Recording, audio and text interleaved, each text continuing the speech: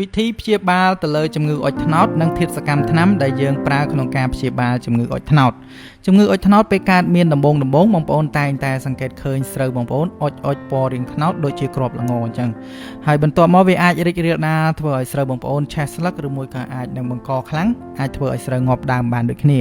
ហើយវិធីសាស្ត្រក្នុងការដោះស្រាយជំងឺអុចត្នោតនោះមិនមែនពឹងផ្អែកទៅលើការបាញ់ថ្នាំព្យាបាលតែមួយមុខទេ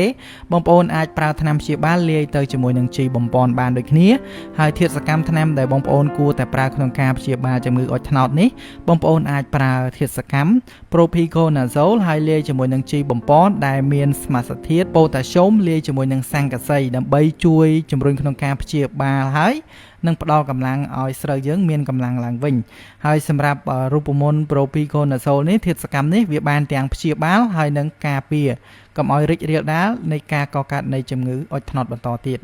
ចូលចិត្តតាមដានឬចែករំលែកមាតិកាកសិកម្មកុំភ្លេចចុច like និង follow ផេកកសិ